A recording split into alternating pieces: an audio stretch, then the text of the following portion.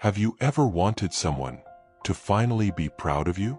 To look at you not with disappointment, but with pride, the kind that makes their eyes shine? This is the story of a boy who chased that feeling, until one idea, born in silence and wind, changed everything. It was a quiet afternoon in the village, when people suddenly rushed toward the gate shouting, "He came! The officer came!" Smiles spread like sunlight after rain. A man in formal clothes stepped down from a jeep. He hugged his parents tight as tears of joy rolled down their faces. Someone whispered, "He studied hard. Now he's a big officer in the city." Among the crowd stood Stephan, a 10th class student.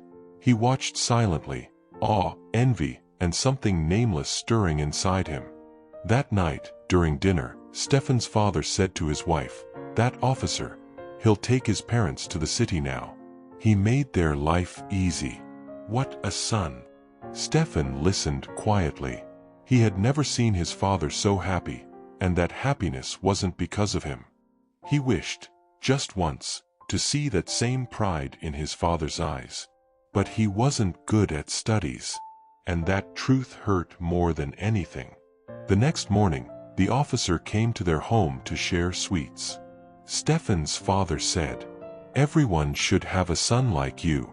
You've made us all proud." Stephan stood in the corner, silent, the words sinking deep. When the officer was leaving, Stephan ran after him. "Sir, how did you become successful?" he asked softly. The officer smiled. "I loved studying." "But I don't like studying at all," Stephan admitted. The officer chuckled. "When you study, don't think it's a burden. Smile, because you're gaining the knowledge of the world. Visualize what you read. Forget marks for a while, just feel curious." Stephan nodded slowly, the words echoing in his heart. From that day, he tried something new. He studied with a smile. At first it felt strange, but soon, the smile became real. He began to love the things he learned. How light bends, how water flows, how the world works. Neighbors noticed. "Oh look, Stephan is studying hard these days," they said. His father would smile too, but there was no pride in that smile.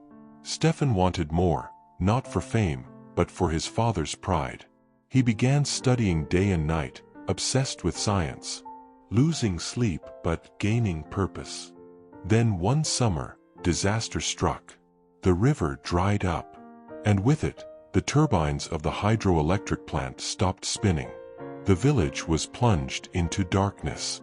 No fans, no lights, no hope. Stephan sat outside, staring at the silent sky. Electricity comes from movement, he thought. If water can't move the turbines, what else can? That's when he felt it. The wind rushing through the dry valley. It was strong, persistent, alive. The next morning, Stephan began collecting old bicycle parts, rusted fan blades, and a broken motor from the scrapyard. Villagers laughed. What is he doing now? But Stephan didn't answer. He worked day and night, tightening bolts, adjusting angles, testing wires. Finally, he placed his creation on the rooftop, a small windmill. As the evening wind blew, the blades began to spin, and suddenly, a small bulb flickered to life. Light. Real, glowing light. Within days, Stephan built more windmills. Enough to power a few houses. Then others joined him. Soon, tiny windmills stood on rooftops across the village. And once again, the valley of darkness lit up with hope. News spread quickly. Officials came from the city, amazed by the boy's idea.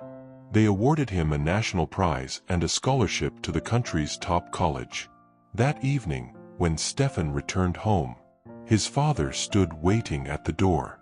He didn't say a word, he just hugged his son tightly.